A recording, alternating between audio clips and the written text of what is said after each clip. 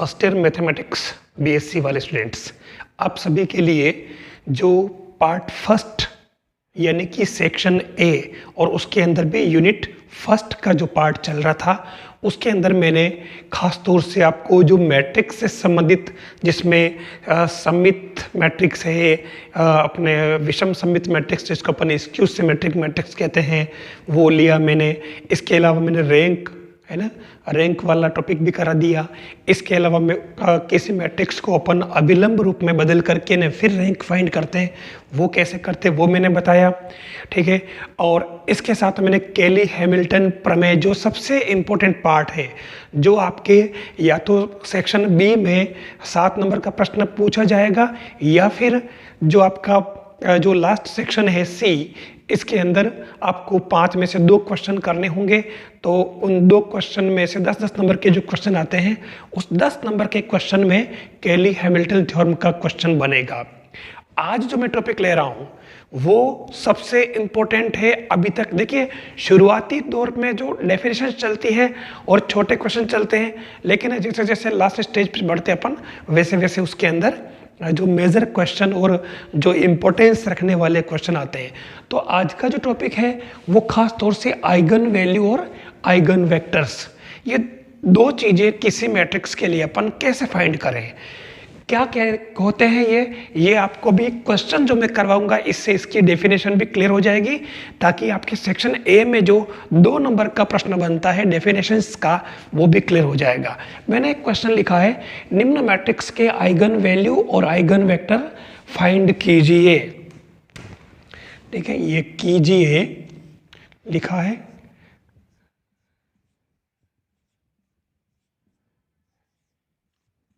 तो मैट्रिक्स आपके पास मैंने क्या 3x3 नहीं लेकर के और 2x2 मैट्रिक्स ली है।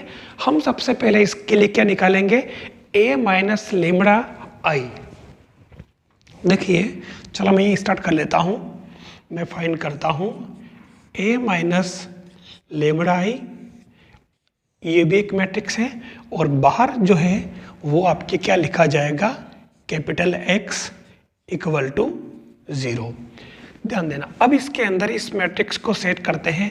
a माइनस लेमड़ा आई कैसे लिखा जाएगा ये आपको पता ही है, मैंने बता रखा वैसे तो फिर भी मैं आपको बता देता हूँ। चलो, ये 5 4 1 2, ये मैट्रिक्स आपके as it is minus lambda into 1 0 0 1, और इसको मैं एज इट इज एक बार भी x ही लिख रहा हूँ। देखना, फिर मैं इसको चलाऊं तो अब इसको तो सोल्व करने में कोई दिक्कत ही नहीं है। ये आपके क्या हो जाएगी, 5 माइनस लेमड़ा 4, और ये 1 और 2 माइनस लेमड़ा,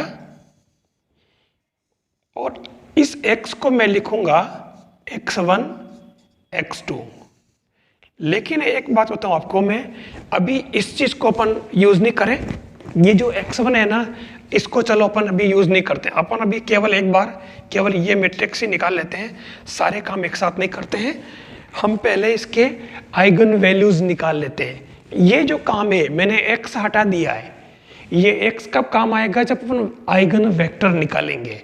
ठीक है, अभी केवल आइगन वैल्यू पहले सिंगल निकाल लेते हैं, तो मैंने यहाँ से x हटा दिया, ठीक है ना।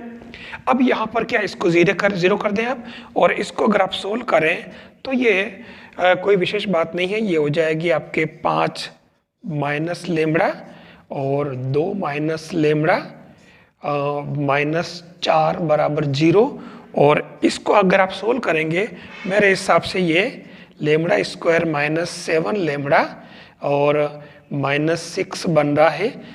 तो देखिए, 5 दूनी 10 प्लस के और 4 माइनस के, तो प्लस का 6 बनेगा। और अब अगर इसको अपन स्प्लिट कर लें, स्प्लिट करना आपको आता है, 6 लेमड़ा माइनस लेमड़ा प्लस 6 बराबर 0, और इससे आपके लेमड़ा माइनस 6 और दूसरा लेमड़ा माइनस 1 बराबर 0, मतलब आपके लेमड़ा बराबर 6 और दूसरा 1। ये आपके लेमड़ा के 2 मान आ गए। ये 2 जो वैल्यूज है लेमड़ा की, ये दोनों आपके इस वेक्टर, इस जो सदिश अपने मैट्रिक्स ए है, इस मैट्रिक्स ए के ये दोनों ही क्या कहलाते हैं? Eigenvalues. ठीक है, तो आप लिखें कि देयरफॉर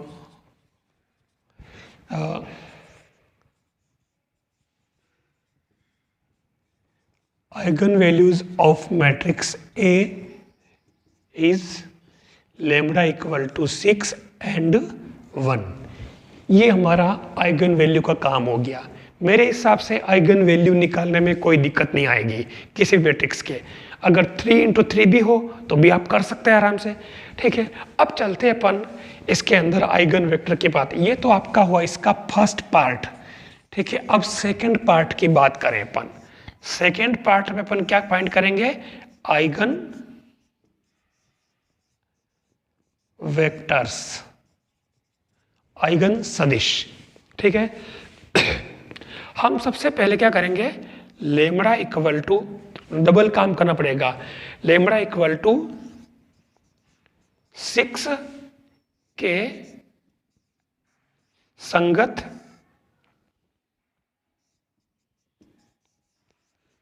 आइगन वेक्टर। कैसे निकालेंगे? अब यहां जो हमने किया था ये इसको पर लिख दें a माइनस लैम्बडा आई, और बाहर में x बराबर 0 कर दूं, और फिर मैं लैम्बडा की जगह में क्या लिखूंगा? 6। ठीक है, और ए मैट्रिक्स हमारी ये बन रही है, तो मैं सीधा सीधा इसको 5 माइनस लैम्बडा की जगह क्या लिख दें? 6 और 4, और ये आपके 1 और 2 माइनस लैम्बडा, तो 2 में से 6 गए तो माइनस के 4, ये मैट्रिक्स बन गई। और x की जगह अपन क्या लिखेंगे? x1 x2 बराबर 0 मैट्रिक्स। बस अब इसको आप मल्टीप्लाई कर लें, पहले इसको सोल्व कर लें। चलो 5 में से 6 गया तो इसको भी मैं चलो एक साथ ही लिख लेता हूँ, यहाँ पे अलग अलग नहीं करें, इसको 1 कर लेता हूँ मैं। ठीक है, तो ये हो जाएगा कितना? 1। समझ में आ गया आपको? अब कुछ नहीं करना, इसका रो टू कॉलम मल्टीप्लाई करना है। 1 का x से किया तो ये x1 plus 4x2 equal to 0, और दूसरा x1 माइनस 4x2 बराबर 0। दो आपके पास इक्वेशन आ गई। अब आपको x1 और x2 की ऐसी क्या वैल्यू लें कि ये 0 हो जाए, मतलब 0 हो जाए। अगर हम इसके अंदर लेट देखिए x1 बराबर, अगर अपन इसके अंदर 4 ले लें और x2 इक्वल टू माइनस का 1 ले लें, ये अपने को सेट करना पड़ेगा 4 और -1। देखो आप x1 की जगह अगर 4 लिया तो 4 और -4 0, यहाँ 4 लिया और यहाँ -1 लिया, दोनों को संतुष्ट कर रहा है, दोनों को सेटिस्फाई कर रहा है।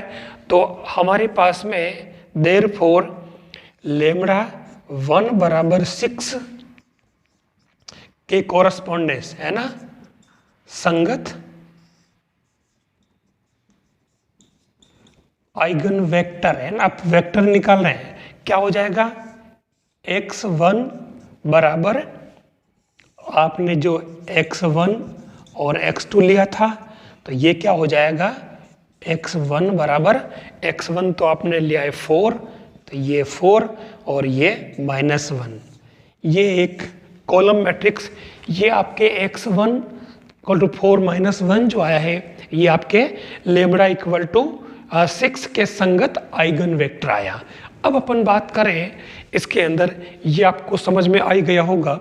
हम दूसरा ले लेते हैं, इसके संगत ले लेते हैं। चलो अब लैम्बडा इक्वल टू 1 के संगत सेकंड जो है, एंड लैम्बडा इक्वल टू 1